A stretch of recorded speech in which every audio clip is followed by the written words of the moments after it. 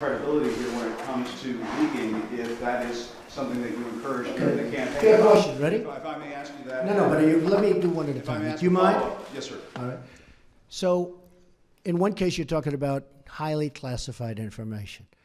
In the other case, you're talking about John Podesta saying bad things about the boss. I will say this. If John Podesta said that about me and he was working for me, I would have fired him so fast your head would have spun. He said terrible things about her. But it wasn't classified information. But in one case, you're talking about classified. Regardless, if you look at the RNC, we had a very strong, at my suggestion, and I give Reince great credit for this, at my suggestion, because I know something about this world, I said I want a very strong defensive mechanism. I don't want to be hacked. And we did that. And you have seen that they tried to hack us and they failed. The DNC did not do that. And if they did it, they could not have been hacked. But they were hacked and terrible things came in. And, you know, the only thing that I do think is unfair is some of the things were so, they were, when I heard some of those things, I picked up the papers the next morning and I said, oh, this is going to be front page. It wasn't even in the papers. Again, if I had that happen to me, it would be the biggest story in the history of publishing or the head of newspapers. I would have been the headline in every newspaper. I mean, think of it. They gave her the questions to a debate, and she should have reported herself. Why didn't Hillary Clinton announce that, I'm sorry, but I have been given the questions to a debate or a town hall, and I feel that it's inappropriate, and I want to turn in CNN for not doing a good job? And if I may follow up on that, just something that John and Carl was asking you about, you said that the leaks are real, but the news is fake. I guess I don't understand. It seems that there's a disconnect there. If the information coming from those leaks is real, then how can the stories be No, fake? the reporting is fake. And if I may ask, I just want to ask Tim, you know what it is? Here's the thing. The public isn't, you know, they read newspapers, they see television, they watch. They don't know if it's true or false because they're not involved. I'm involved. I've been involved with this stuff all my life. But I'm involved. So I know when you're telling the truth or when you're not. I just see many, many untruthful things. And I'll tell you what else I see. I see tone. You know the word tone. The tone is such hatred. I'm really not a bad person, by the way. No, but the tone is such, I do get good ratings, you have to admit that. The tone is such hatred.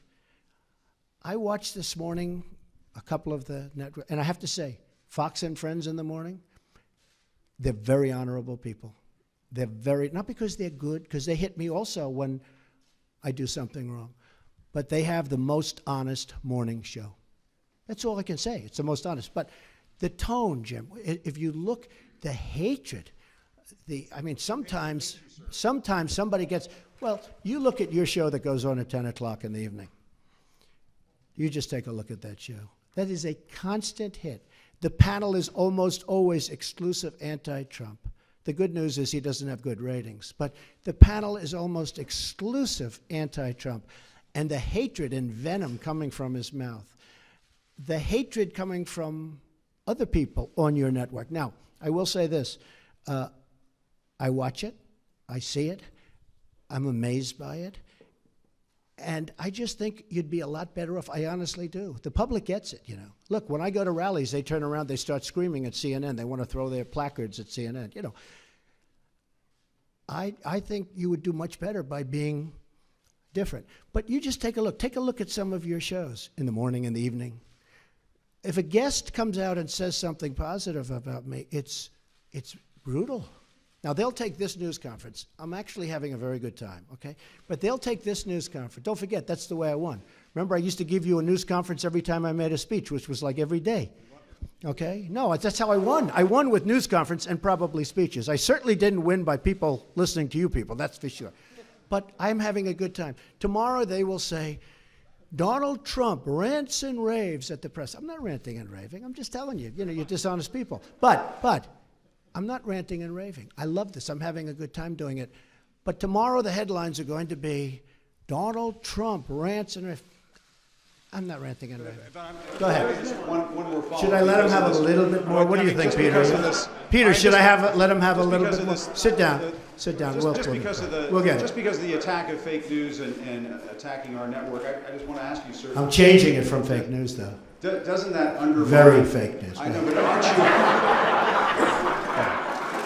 Go ahead. Real news, Mr. President. Real news. And you're not related to our new. I am not related, sir. No. I do like the sound of I Secretary looked- Acosta. I must You say. know, I looked at that name. I said, "Wait a minute. Is there any relation there, Alex Acosta?" I'm sure you checked that out, sir. No, I checked it. They said, "No, sir." I said, "Do me a favor. Go back and check the family tree." Okay. But aren't you concerned, sir, that you are undermining the people's faith in the First Amendment, freedom of the press of this country, when you call stories you don't like fake news? Why not just say it's a story I don't like? I do that. Call it fake news. No, I do You're that. undermining No. confidence in our I do news that. media. Here's the thing. Isn't that Okay, important? I understand what you, and you're right about that. Except this. See, I know when I should get good and when I should get bad, and sometimes I'll say, "Wow, that's going to be a great story," and I'll get killed. I know what's good and bad. I'd be a pretty good reporter, not as good as you, but I know what's good.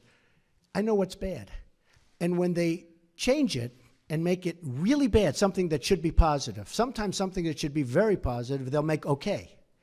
They'll even make it negative. So I understand it. So because I'm there, I know what was said, I know who's saying it, I'm there.